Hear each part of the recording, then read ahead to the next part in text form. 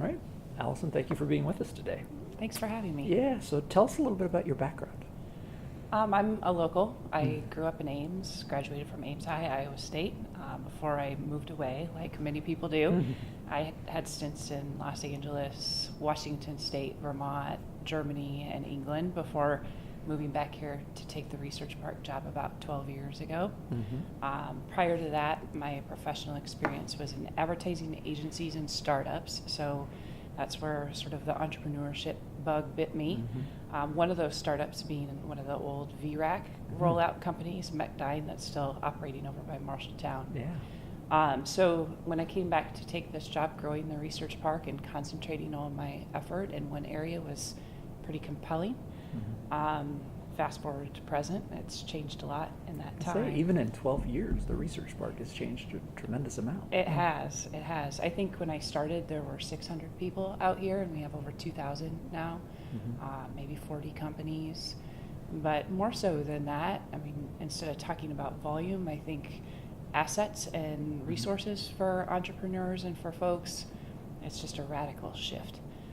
It's been really fun to be part of. Yeah, is there a vibe or something like that that comes with getting to that many employees here?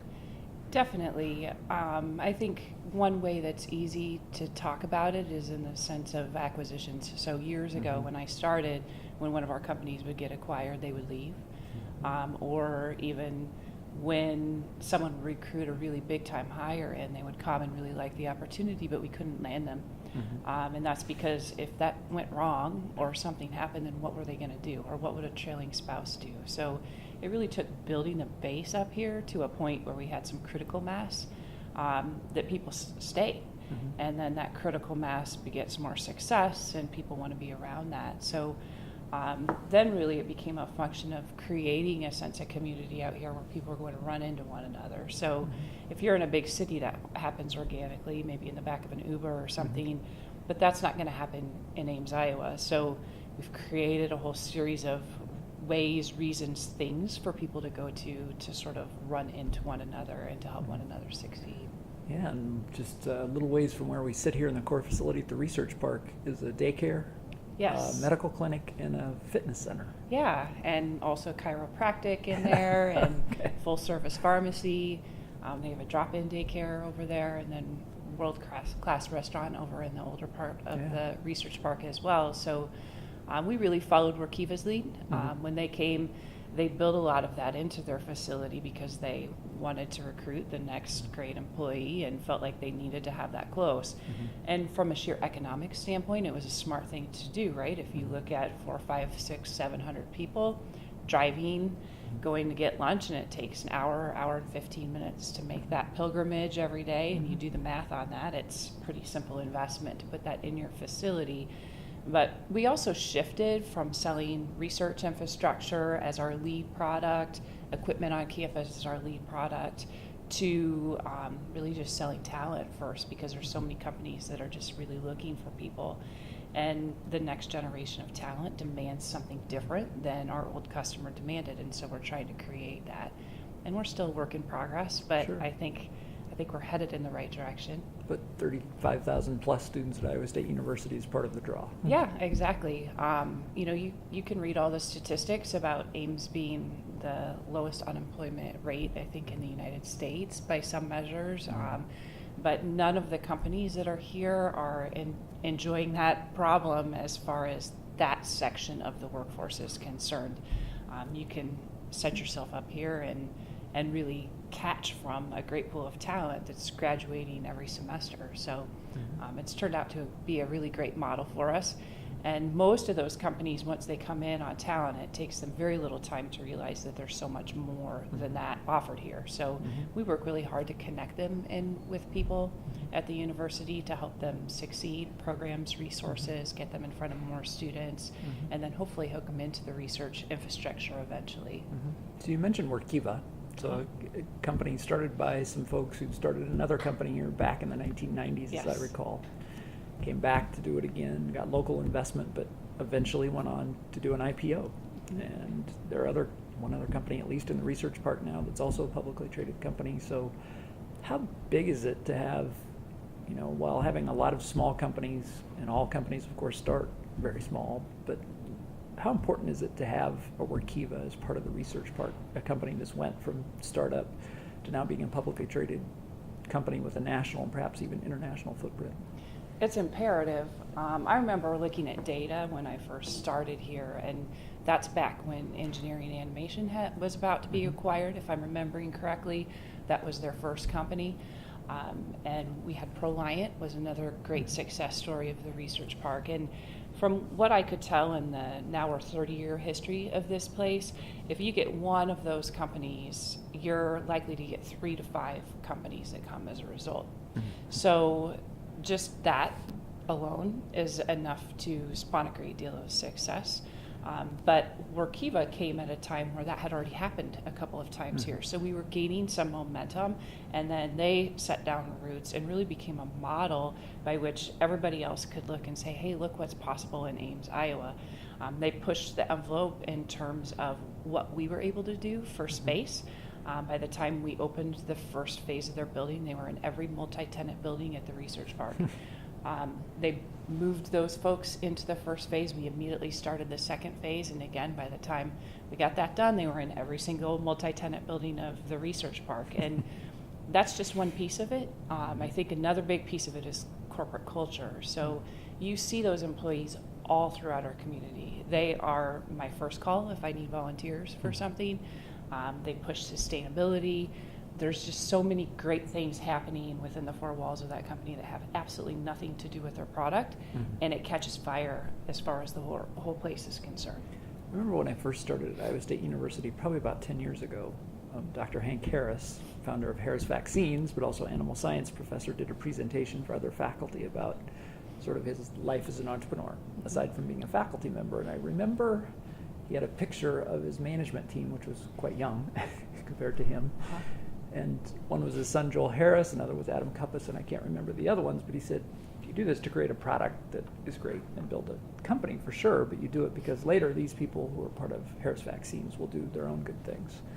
And Joel Harris is now part of what we do at the Ag Startup Engine. Adam Cuppus is at the Rural Vitality Fund and also Investor in Ag Startup Engine, that are a great mentor to other entrepreneurs. And that is, I think, the lesson, that you bring a group of people to build a company, and that's good.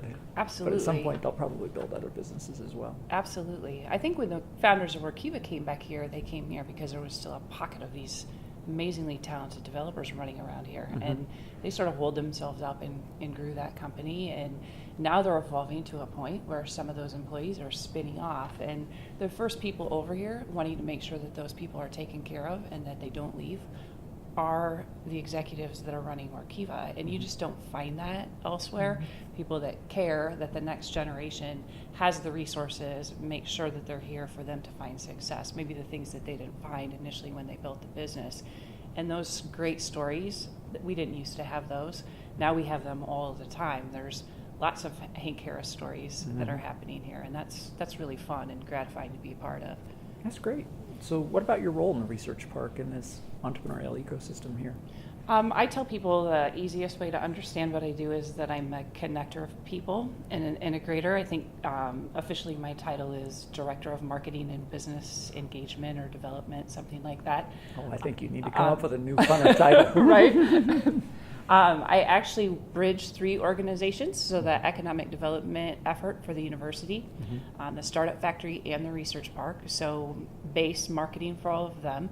But the really fun part about it is everybody who needs help or sends anything in through the website, I get to talk to them. So I hear about all sorts of wild ideas from all sorts of people, and then I try to match them up with who is appropriate, whether that's a single person who's been sitting on something for a long time, established company that maybe needs a service like something that Cirrus could offer, or a very large company that's having pain in a particular area. And so I'll run around the university and try to find the right partners. If it's entrepreneurs, it's perhaps looking them up with programs where they can get funding or entrepreneurial support. It just depends on what they need. So that's particularly gratifying. I run all of our student engagement here at the Research Park, so manage all of our students that help us to be successful. We're a pretty lean organization, so they're just absolutely vital and imperative part of our success. So you get to access some talent for a good price. Yes, absolutely. And train them up. I wish I could hire about 90% of them, but most of them we send off to do really cool things, and then I get to tell their stories as well. And then the other piece of it is creating events and ways for entrepreneurs and the people who live out here to find one another and to be successful. So lots of collision sorts of things. Some of it's just fun stuff. Some of it's very targeted in specific areas.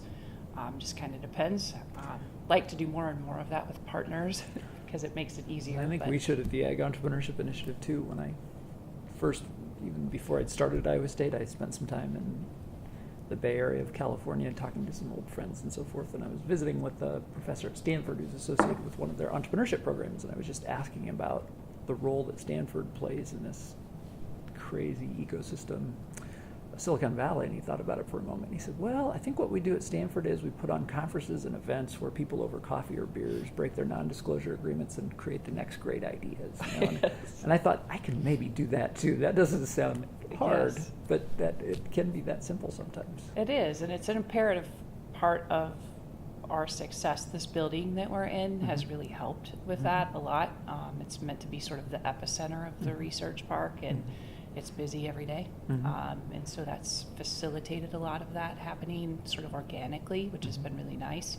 Part of a broader vision for the research park. This building is surrounded by the commercial amenities, so it's a high traffic area. There's a lot going on.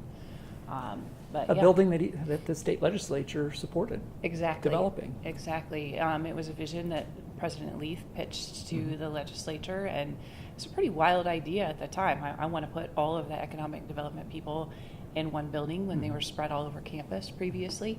And it's been a journey. We've been in here for 2 years now, and we work together every single day. It's like there was never a time where we were all apart. Those of us that were here before remember what it was like before. And I think it's only going to get better over time. We'll continue to find more ways to collaborate with one another and be efficient. That's great. So what do you think some of the most compelling near-term and then maybe longer-term opportunities are for the research park as it develops for the entrepreneurial ecosystem here in Central Iowa? Near-term, for the research park, we're in a space of great momentum, so we need to continue to capitalize on that. I think there's a great opportunity for this community to continue to take the vision that was set by the folks that ran this place before I was even in this role, and the people who conceptualized it, but to grow the community alongside it. And I think longer term, I think there are lots of ways that we can continue to be better. One of the things that really struck me when I moved back here from Northwest Washington was how divided everything was throughout not only our own organization, but the state. When you look at the population of Iowa, and then you look at like a metro area like Seattle, it's like, it's probably bigger than our entire state population, right? And yet, even within our own organizations, I think there's just scrappy people working really hard doing things, and we tend to not look out over our own shoulder to see what everybody else is doing and to work together. And so I think long term, we're getting better and better at that, and that there's just great opportunity for this regional approach to really come to fruition.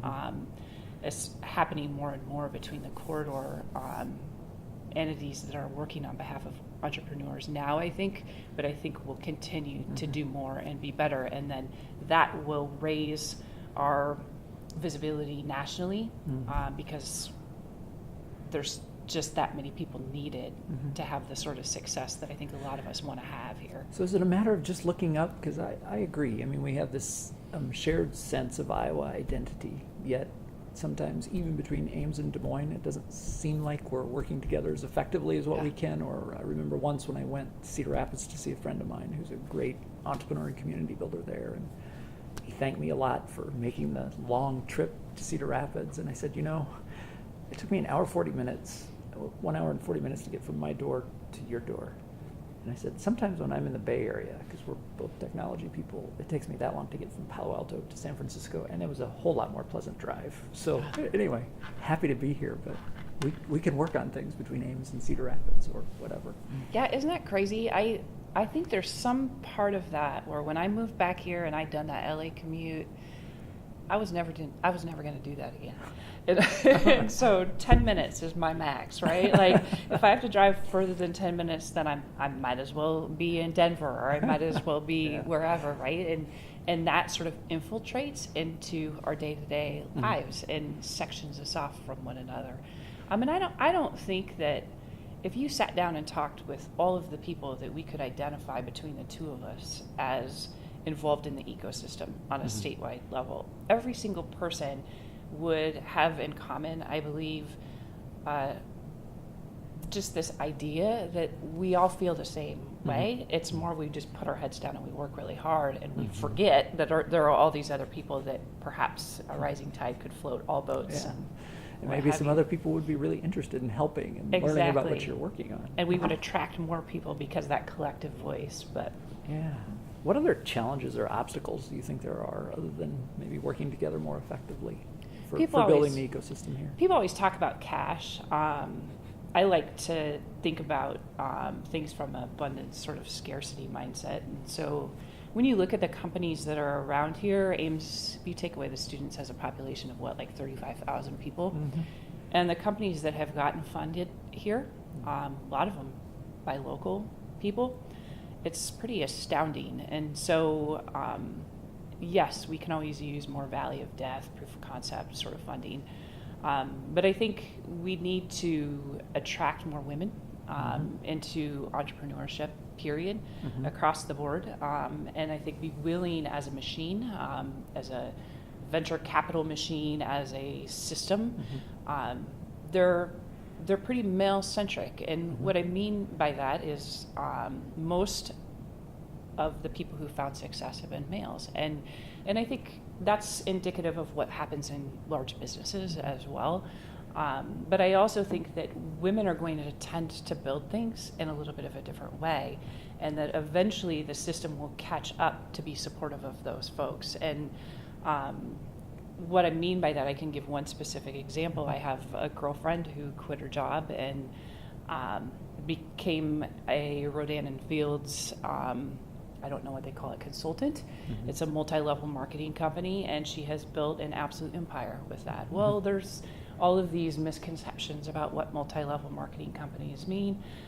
But I look at her life, and I think she's in Arizona right now typing on her laptop, and she probably makes a lot more than both of us combined. And yet, would we have her come and talk about entrepreneurship to our people? Probably not.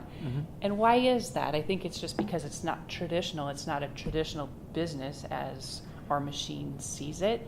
And I see women innovating in a way that benefits us. It's how we want to take care of our families, how we want to balance our time, more so than how the machine has traditionally dictated. And so I see that as being a huge opportunity moving forward for all of us to start thinking about things in different ways to attract people into our pipeline. So is it magnifying and holding up some of those examples of women that have been successful that helps attract other women, or at least expose them to those ideas? Or what else can we do? Because we at the Agricultural Entrepreneurship Initiative have asked that same question. And men and women tend at least to approach things a little bit differently. And so probably how we communicate opportunities, expose to information, and even think about training from a younger entrepreneur perspective might need to be different as well. Yeah, I think if I had the magic answer that I'd be a rich woman right now. But there's a lot of different things that I think will help. I think that we need to see people find success, but find it in a way where you don't have to sell your soul in the process. And there's this broad perception among women that if you're going to be really successful in your career, that you have to give up a lot of things in order to do that. And most of us, I think, aren't willing to do that. And I look at my friends that have found wild success. I have a friend that owns a production company in LA and makes movies. She's not married. She has a kid, but she's has her mom flying back and forth and a full-time nanny, and has to put a lot of things in place to make that happen.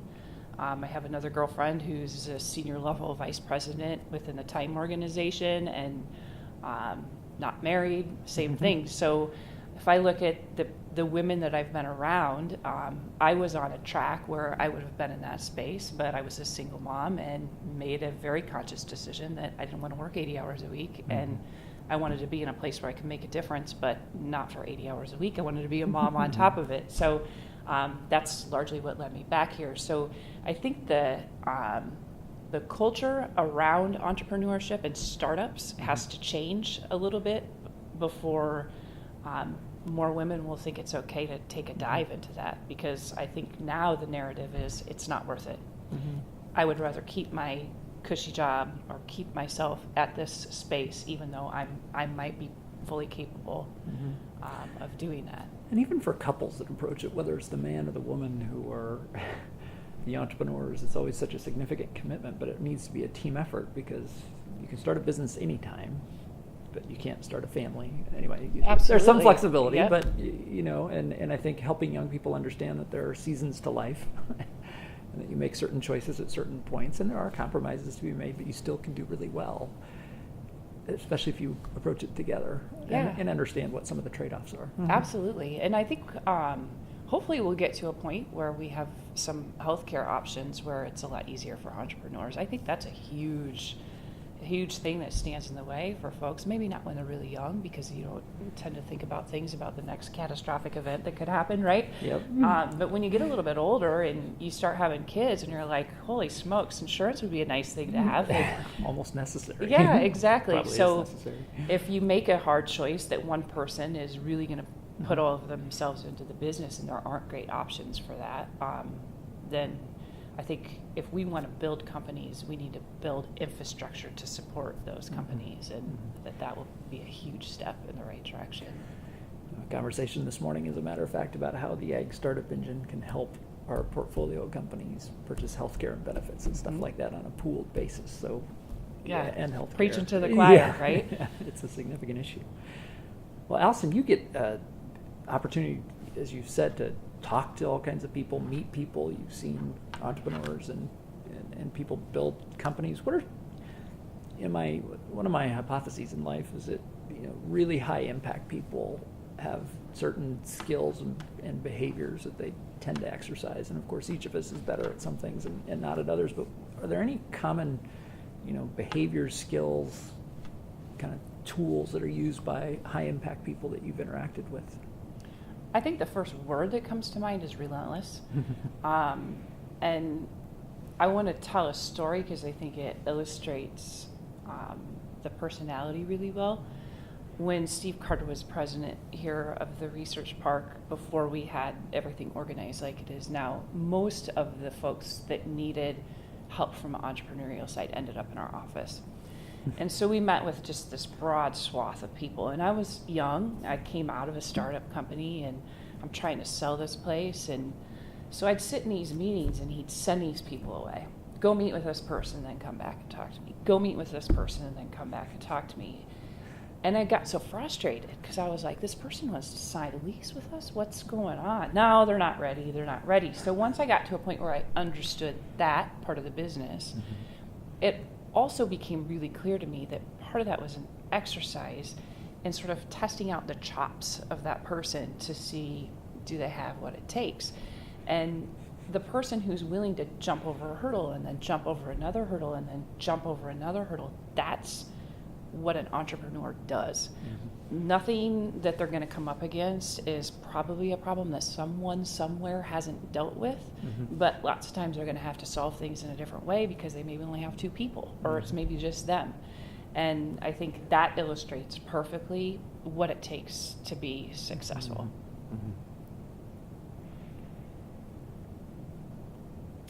Tell me about a situation where you've had to overcome a significant challenge. So you talk about entrepreneurs needing to be relentless in overcoming challenges, but working with entrepreneurs, working with small businesses that face all kinds of challenges surely brings up its own challenges as well. Yeah, we say all the time we're our own startup. I mean, the Research Park isn't, but the Startup Factory is. And so I see all that as sort of the fun of the job, and that's probably why I've been here as long as I have. Every day is different, and every day is a new problem shows itself, and you have to figure out how to solve it. And so we all have sort of that mentality here. I think in life, if I can contrast that to something real, that was a big challenge in my life. My mom was diagnosed with terminal cancer 5.5 years ago. She was perfectly healthy at the time. She only lived for 6 months. And I was thrown in a role as part of that, as being her caretaker for all of her medical needs. And I had no idea what I was doing. But I was relentless in the pursuit of making sure that the insurance was paying for things, that she was on the right drug, that the appointments were happening as fast as I thought they could, all of these details. And it's, once you go through and do something like that, everything that's a normal challenge, like a sink that won't stop running, or you can't find someone to market you in the right way, or your website crashed, or whatever it is, right? Those sorts of thats start wearing very different clothes, right?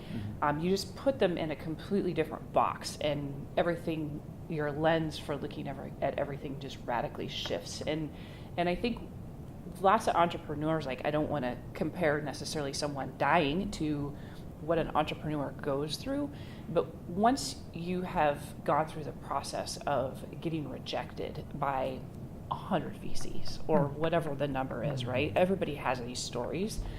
And then they finally find success, it shifts your perception of what it means to be relentless, and what success looks like, and what a challenge is, right? Like, so what I used to think was crazy, hard, and awful in the first part of my career is not even a blip on my radar now. And I think, that probably ages me a bit, but it's just life happening that does that to a person. So you talked about your role in organizing events and things. I think you used the word collision, maybe, which I like a lot. What's the most interesting event or events that you've either done as a single event or maybe as a repeated event? Oh gosh, there are so many. I think the one that really stands out to me is the hackathon. It's student-run organization. When I moved back here from Bellingham, that was around the time that Amazon and Facebook and Google, all those big companies out there, were doing internal hacks. And I thought that was such a cool concept. And so I started nosing around when I got back here, and there were folks doing hacks for cybersecurity reasons on campus, and they were really good at it. But no one was doing hackathons in that manner. So got together with Jeff Wood down in Des Moines, and he helped connect me with the folks through Startup Weekend, and we did a Startup Weekend. And from that, a couple of students that attended that first event came to me and said, hey, could you help us get this going so that we can do these on the regular? I was like, yeah, sure. So from there, we methodically grew the thing, and now fast forward, I don't know how many of them we've done, but we get 700, 800 kids that sign up, and 400 through the door every time. And I'm told every single one of those events that everything in my portfolio is from a hackathon event, and that's pretty gratifying. It's also one of the bigger hackathons organized anywhere, isn't it? It is, and yeah. Time and time again. It is. And it's just grown and grown and grown, and I think we could make it even bigger if we had a bigger space. We take over your entire building, and Vermeer has been gracious enough to clear out their high bay space and let us take over the whole first floor of their building as well. But yeah, it's just been incredibly fun, and I think one of the key things that's been so cool about it for me to see is I instilled in the student leadership that it's cool to have the biggest hackathon that anybody's had, or whatever, right? Like whatever label you want to attach to that. But it's even better if you can create a legacy for yourself and a system that continues to roll on. So I do very little now. I try to remove obstacles for them, and I get out of the way, and it just keeps going and going. And well, you did the key thing a long time ago, which is to say yes. Yes. When they asked if you would help, and I laugh oftentimes because, of course, I, like other people, say I need to say no more often. Yes. Because we all think we're too busy, and maybe we are or whatever. But I also think part of being entrepreneurial is a lesson that I heard once about the only way to screw up an improv comedy skit, because you do a lot of question asking, oftentimes absurd, is to say the word no. That just kills it. So it's like you always have to say yes. And I think it's part of being entrepreneurial as well. So you may get some really strange questions or some hackers that you're not quite sure can organize anything, but they say, will you help? And you said yes. And I have 1,000 hilarious stories about just people not understanding what that means, right? So, I mean, we got kicked out of a building on campus. That's how it became a research park thing, if I'm honest about it. Just explaining to companies what these students are doing. I mean, you walk in and some of them are building contraptions on themselves that look like they're building bombs. So yeah, I had no idea what this thing would become and what sort of legs it would grow, but it is truly, it's all because I said yes, and we figured it out as we went. We've screwed up everything that you could screw up, and forgotten to fill out forms within the university that got us into trouble. Oh, my goodness, forms. Yeah, it all just goes back to that mindset of, I'm going to figure out a way to make this work. So what are some of the most productive ways that you gather insight? You get to meet a lot of people. Perhaps that's one, books, media, conferences. What do you find valuable? All of the above. Okay. So I have a committee. I have people that I intentionally meet with on the regular that are in all different areas, men, women, older than me, younger than me. So that happens methodically and regularly. And then I have a goal to read no less than one book a month. I'm a sucker for a memoir and also business books. So that's what most of them end up being. And then also a goal to watch no less than one TED Talk a week. And those can be, they're all over the place. And I know all sorts of useless information from watching them. And then go to a couple conferences at a minimum a year. I think we in this environment get so busy so fast, and so it's always hard to do that because it's not like someone's doing your work when you go do those things. But it's so imperative to be able to think, to be able to be around people that have maybe a different perspective about things or that have also been there. So I'm a huge self-help growth advocate, that's for sure. Great. Well, just some quick fire questions, Alison, to finish up. What's your earliest memory of entrepreneurs? Absolutely, positively, my farmer relatives. Yeah. My grandpa was a small farmer. And then I actually knew 2 great-grandpas that were also farmers, and now I have a couple uncles that farm. My father-in-law's a farmer. And just this idea of something breaks, you figure out a way to fix it. Whatever the business aspects of that have always fascinated me. I've always asked 1,000 questions about them. But I think that's true for a lot of people that roam around these parts, that those agrarian roots are really what tie us into this place. Yeah, frugality, but trying to figure it out. Yes, yes. Because you have to. What was the first money you made that you remember? Collecting cans. Okay.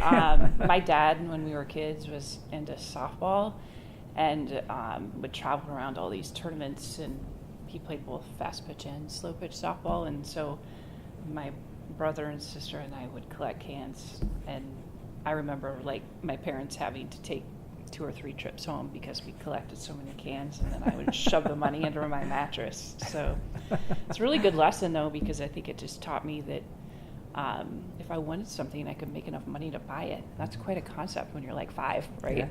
Yeah, but a good time to learn it. Yes. Who've been the most influential people in your career? Oh my gosh. There are so many. A couple that pop out. Worked for a CEO at RiseX, the company that I talked about earlier in Washington, by the name of Lauren Rubis. He's a big culture guy.